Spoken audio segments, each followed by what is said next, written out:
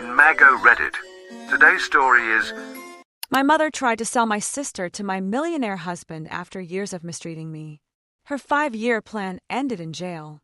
My mother is convinced that I, at 26, am not good enough for my husband Arthur, 34. Instead, she has been trying to introduce him to my sister Mercy, 24, as a better option. Why is she doing this? According to her, because Mercy knows how to deal with men like him. And by deal, she means get money out of them, something I have never done with Arthur, which is why he calls me useless, because I don't waste his money. This is nothing new, really. My mother has always called me hurtful names: useless, strange, fat, and many other unpleasant things. She never really loved me, while she adored my sister and made me feel invisible, as if I could never reach her impossible standards of beauty. I inherited my father's broad shoulders and robust build, while Mercy was practically a carbon copy of my mother, thin, delicate, and materialistic. It wasn't long before my sister joined my mother in her taunts towards me. My father was the only one who defended me, the only one who really saw me as his daughter. Whenever I was ridiculed or made fun of, he would stand up for me, arguing with my mother and scolding Mercy. Unfortunately, he died in an accident when I was just 13 years old. His death meant not only losing my father, but also my friend and my greatest protector. His absence gave free rein to my mother's cruelty to increase. She even blamed me for his death, as he had left the house in a rage after a heated argument with her when she was trying to force me to starve myself to lose weight. During my father's funeral, my mother didn't even hug me. That day I felt completely orphaned, even though she was still alive. After that, she made it very clear that she couldn't keep me for free, so I had to take care of all the housework so that she could work 2 jobs and feed us. I understood that I had to take on responsibilities, but what about Mercy? She was 11 years old and perfectly capable of washing her dishes and cleaning up after herself. But to my mother, Mercy was a fragile child who could get hurt in the kitchen, as if it were a dangerous place full of creatures that could attack her. With my father absent, there was no one left to put my mother in her place, so I had to endure it all. Although she fed me, she made no effort to hide her contempt and constantly reminded me that I was a disappointment. She criticized absolutely everything about me: my weight, my posture, the way I spoke, even how I ate. To her, I wasn't feminine enough. Mercy got all the praise, and my mother took great pains to fix her up and dress her in the best. My sister got the dresses she wanted because, according to my mother, she wore them well, while I only got huge t-shirts and jeans from the annual sales. I couldn't complain, because she always replied, "Why spend money on a pig if it won't look good on her anyway? Nothing fits you anyway, so what's the point?" I was supposed to be in charge of keeping the house in order, while Mercy was encouraged to socialize and enjoy life. She started dating boys when she was 13, while I didn't find anyone I was interested in until I was 19. My mother would smile proudly every time Mercy came home and told her she had received her 3rd proposal of the month, or her 5th, or whatever the number was. And when she brought gifts from her boyfriends, my mother would hug her and tell her how lucky she was to have such a beautiful daughter. Mercy's beauty became my mother's ticket to a life of luxury. By the time my sister turned 16, she was already dating college students and young professionals who showered her with expensive gifts, took her to expensive restaurants, and gave her money without problem. My mother was not ashamed to take her share of these benefits and encouraged Mercy to use her charm to get whatever she wanted. Mercy even got pregnant at the age of 17. My mother found out in time and took it upon herself to solve the problem. Although they tried to keep it a secret, it is something that the whole family knows, although neither of them openly admits it. Despite this incident, my mother was still proud of Mercy's ability to get financial benefits from men. In contrast, I was ridiculed for not being able to do the same. They would say things like, "You're useless. No man will ever want you." The more they abused me, the more determined I was to escape that situation. When I was just 15, I started working in a cafe. That job saved me from continuing to be free labor at home. My mother didn't care as long as I wasn't a financial burden to her and I bought my own food. I saved every penny I earned and counted the days until I could leave. Those 4 years at home after my father's death were a real nightmare, until I finally managed to leave at the age of 17. It was in that very cafe that I met Arthur, who is now my husband. He was new to the country and had no friends. He was a university student working part-time in the cafe. I helped him to adapt to both the job and the city. We became friends and started spending time together after work. He invited me to his university dormitory, and I was impressed to see how intelligent the people there were and how big the world really was. Arthur helped me discover my passion for cooking. He asked the owner of the cafeteria to give me a chance to bake, and that's how I gradually began to learn how to prepare dishes in a professional way. At university, Arthur got a good job as a manager in a 5-star hotel. We kept in touch all that time. I saved money for my job and enrolled in a culinary school. It was much more than I had dreamed of because my only intention in taking that job in the cafe initially was to be able to leave home one day. My mother and Mercy had no idea what I was doing with my life.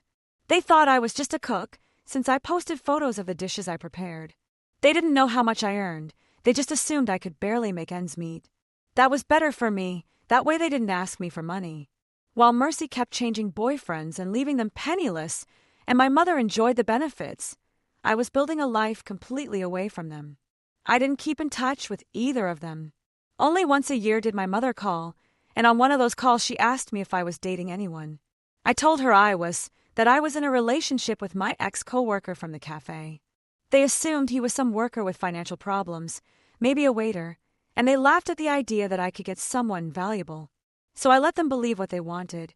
It was better to keep a low profile about my life. Arthur and I got married 2 years ago, after 5 years of dating. I invited my mother and Mercy to the wedding, but only as ordinary guests. The first shock came when they saw the venue. My mother sent me several messages asking how I could afford such a place.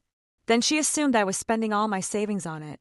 She wrote to me, "It seems that someone is so excited about having gotten a guy to say yes to her that she is spending all her savings on the wedding." I didn't think anything of it, because her surprise would be even greater when they saw Arthur and his family. Arthur is English, and his family is well off, something I only discovered after years of being in the relationship. My mother's jaw almost touched the floor, and her eyes lit up as if she had won the lottery, while Mercy became bitter and was in a bad mood throughout the celebration. At one point, she pulled me aside and asked, "Did you get me pregnant?"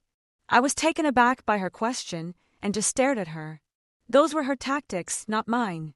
She continued, "What? Let's face it. You couldn't get this man without some trick. What did you do? Tell me, did you record him in some compromising situation and blackmail him?" I laughed so much that I called Arthur and said, "My sister wants to know how I tricked you into marrying me. She thinks I blackmailed you." He laughed out loud and replied, "You want a trick? How about trying to love and take care of your man?" She said she was just joking with me. After the wedding, my mother approached me saying she wanted to rebuild our relationship. She organized several meetings with me, but I didn't attend any of them. Until one day she showed up at our house unannounced.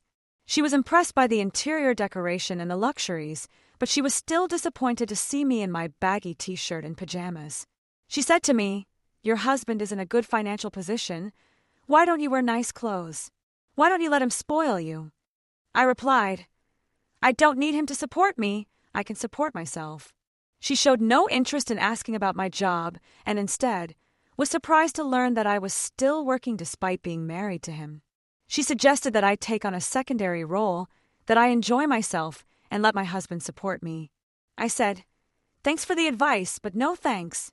She got angry and blurted out, "That's why I've always called you stupid. You're wasting your fortune by not using it properly. This is gold. You should take advantage and let him support you. That's what husbands are for."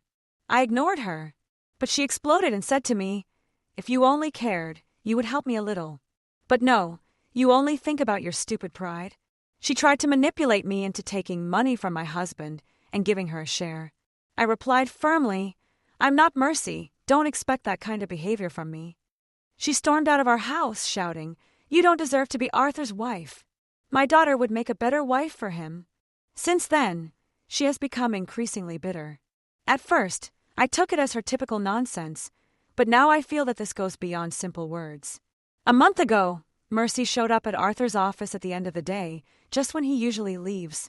She made the excuse that she had a flat tire near her work, and that's why she needed a ride.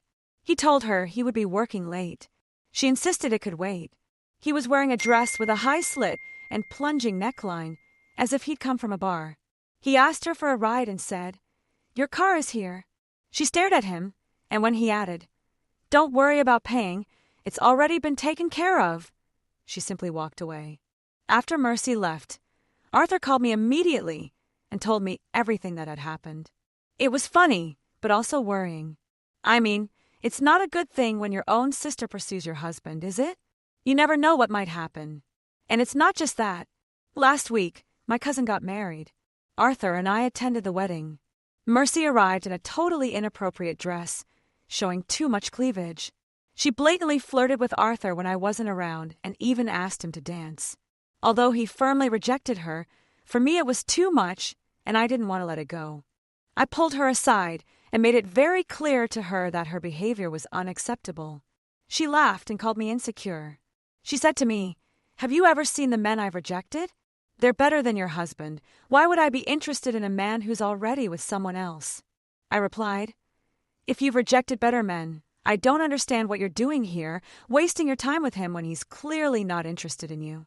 My mother joined Mercy in making fun of me, saying that I was crazy and that I thought too much of myself. Then, in a mocking tone, she commented, "Although, it would have been better if Mercy had been his wife. At least she would have helped me financially, unlike you, who don't care about your own mother." Later, I told Arthur what had happened, and he just laughed at the whole situation. The truth is that I trust my husband completely. He is perfectly aware that these are just attempts at manipulation and games, and he wants nothing to do with them. He is repulsed by both my mother and Mercy. He laughs at their desperation and assures me that they have no power over our relationship. But I don't want to be naive either and allow them to ruin what we have built together. I want to do something to definitively remove them from our lives.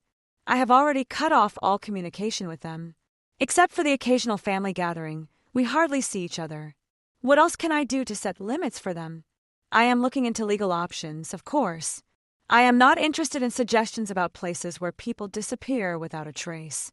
It is tempting to think about it, but it is also completely illegal. Update 1. I've received many suggestions for not-so-legal actions, along with some that are in a gray area. I've taken them as jokes, so I've laughed.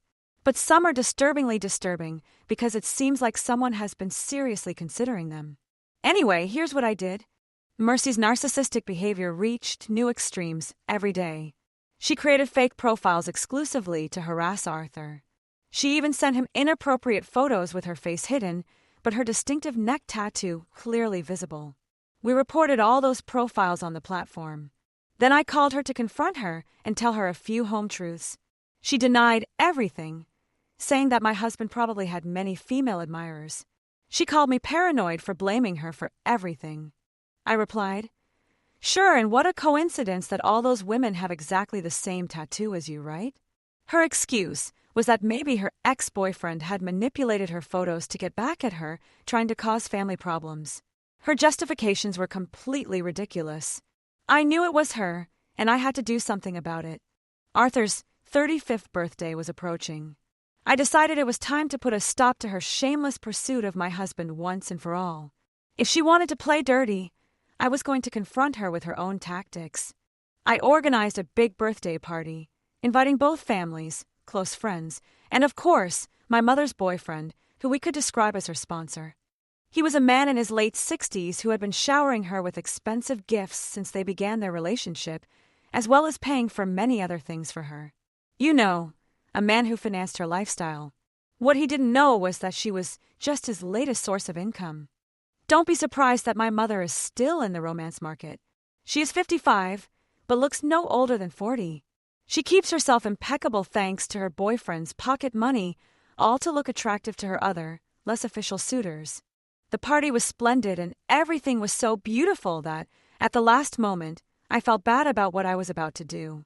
Especially for Arthur's parents and siblings, who had traveled from another country to be there. But I had to do it, for my marriage and our happiness. As expected, Mercy arrived in an extremely revealing outfit. Wearing that dress, and the photos I had sent to my husband was practically the same in terms of what it showed. I had invited everyone with a partner, but Mercy arrived alone, implying that she was available. Only I knew that this woman was never really single. At any given moment, she had at least 4 men hanging on to her. She came in to give Arthur a hug and congratulate him on his birthday. Her perfume was so strong that you could smell it from far away. During dinner, she accidentally spilled water on her dress, making it even more transparent. She wanted to attract attention, and she succeeded, not Arthur's, but that of all the other guests. And not in the way she had hoped. People were looking at her for her inappropriate behavior. She thought she looked attractive in her wet, transparent dress. If only she knew that our guests were sophisticated people and not the kind of men who would admire her lack of decorum. When dinner was over, I announced that I had prepared a special presentation for Arthur's birthday. I turned on the TV and showed photos and videos of him as a child, laughing, playing, and growing into the man I love. Everyone was delighted. He and his parents were moved by the sweet memories. Then I smiled and added, "Also, who would have imagined that this boy would grow up to be so successful and charming that a woman would behave so unseemly for him?" Everyone laughed at this comment except Mercy. My mother's face turned completely red. I continued, "Yes, even my own mother thinks I'm not good enough for him. Do you know why? Maybe because I'm not as attractive by her standards. Or maybe, just maybe, because I don't know how to empty his bank account." There were mixed reactions. Some people took it as a joke and laughed. Others turned to look at the expressions on my mother's and Mercy's faces. And others simply didn't know what to think, as if wondering, what's really going on here? Even so, I kept it light and said, "Now, before we finish, I have to share something else. Lately, Arthur has been receiving a lot of unwanted female attention." The screen changed and screenshots appeared of the explicit messages and photos sent from Mercy's fake accounts. Of course, I censored the most inappropriate parts, although there were no children at the party, but I made sure that his distinctive neck tattoo was fully visible. Mercy let out a scream and ran towards the screen to try to cover it up, but that only made the guests notice the tattoo more. She tried to say something, but I didn't let her speak and continued, "Oh, I know what you're thinking. Is that my sister? Because the tattoo on her neck indicates that it is. But no, it's not her. She claims that her jilted ex may have manipulated her photos and sent them to my husband from multiple fake accounts.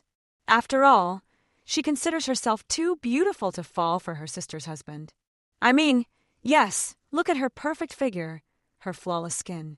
Do you also think she would make a better wife for my handsome husband, as my mother says? And yes, let's not forget that she's an expert at using men's bank accounts." Mercy had to leave the room because the shame on her face was obvious, making her skin turn an intense red color, which, considering her tattoo, did not go well at all. My mother could not leave because her boyfriend was too interested in finding out more details. He came forward to try to stop me, making gestures as if he were only joking. I ignored her and asked her to step aside. She was furious. She was trembling with rage and whispered to me, "You're humiliating us. Stop this nonsense immediately." I ignored her again and replied, "I'm just presenting the truth. The truth can never be humiliating, at least not for me, as I'm not doing anything shameful." I remember every word I said that night because I spent hours composing the perfect speech for the occasion. It was so satisfying that I have watched that video countless times. I showed evidence that my mother also had relationships with other men, something that her companion at the party did not like at all. Everyone present was stunned. It was clear that this was no longer a joke. I was exposing the truth about my family. Some of the guests looked at Arthur with concern. I clarified, "I am blessed to have found a wonderful husband who respects my concerns and is always by my side." Finally, I couldn't hold back the tears. Years of pain and emotional abuse surfaced. Arthur hugged me tightly. His parents joined us in a gesture of support. My mother's boyfriend stormed out of the place, and she desperately followed him.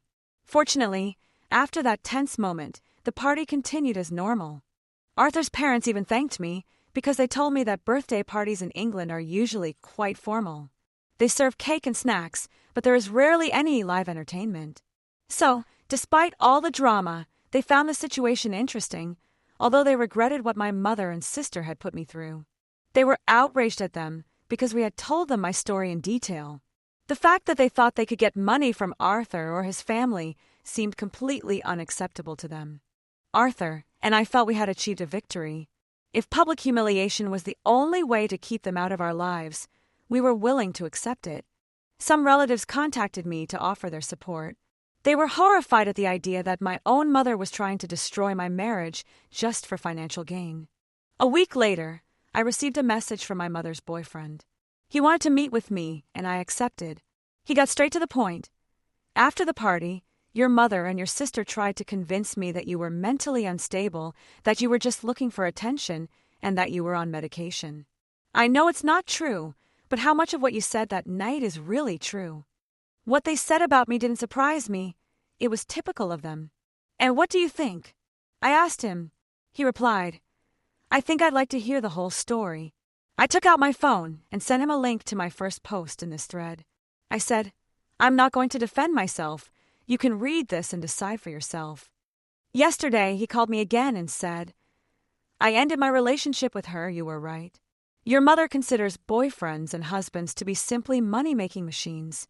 In just a few months of being together, I have already spent thousands on her whims while she was having affairs with other men. Thank you for saving me from ending my years with a woman like that. I replied, You're welcome. I know she's going to read this, so just so you know, you owe me big time for saving your assets. Update 2. Things have gotten interesting. Well, my mom's boyfriend broke up with her. Normally, when someone goes through a breakup, they suffer for love, but in the case of my mom and my sister, what really hurts is losing their source of income. My mother lost her sponsor and now had to depend on Mercy to give her some of the money she made with her manipulative tactics. The problem was that Mercy had broken up with all her suitors to try to win over my husband. It wouldn't have been difficult for her to return to her old ways if I hadn't exposed the truth. My extended family and acquaintances picked up the story at the party and spread it far and wide. Mercy already had a reputation for dating wealthy men and taking advantage of them financially, but the fact that my mother used her as a tool was juicy information for everyone. Some even recorded my entire presentation and shared it. Someone uploaded it to Facebook. I saw it a long time later, and honestly, it didn't bother me at all. Now they've taken the video down. I guess someone reported it or something. My mother and Mercy? This has all turned out very badly for both of them. My mother came to my house shouting, insulting me for having ruined her reputation. I found this hard to believe because I don't think they had a reputation to ruin, at least not a good one. My husband was at home and made it very clear to her what he thought, without using offensive language. He told her everything she needed to hear. He even threatened to call the police if she ever showed up at our house again. Since then, we have lived a life free of these women. I hope this peace lasts for a long time. Update 3. Do you want to know what happened to my mother? That's what you called her in the comments, right? Well, I'll tell you. My ex-stepfather, the man who financed many of my mother's expenses, is quite upset, to put it mildly, about what she did to him. She asked him for money to renovate the furniture in their house. She forced him to take her to expensive restaurants every week, and to top it all off, she wasn't even faithful to him. So it's understandable that he feels some resentment towards her. That's why she called me to ask if I had any proof that my mother was offering her daughter to older men in exchange for gifts, because when I told her everything, I was completely honest. And you know what? She did have proof. And not just evidence of the gifts they gave Mercy, but also to my mother, because Mercy told her suitors that they had to please her mother-in-law if they wanted to maintain a good relationship with her. Part of the abuse I suffered included having her achievements, if you can call it that, rubbed in my face by having photos of the gifts and messages detailing everything they did send to me. So, although I had to search through old messages quite a lot, I found enough evidence and sent it to this man. I also agreed to testify if necessary. A person of his age, with enough money to maintain my mother's lifestyle, obviously has important contacts. And indeed, he knew someone in the prosecutor's office.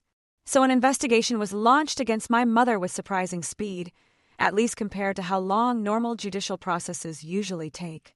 The only reason the investigation progressed so quickly was because it was proven that my mother was offering her own daughter.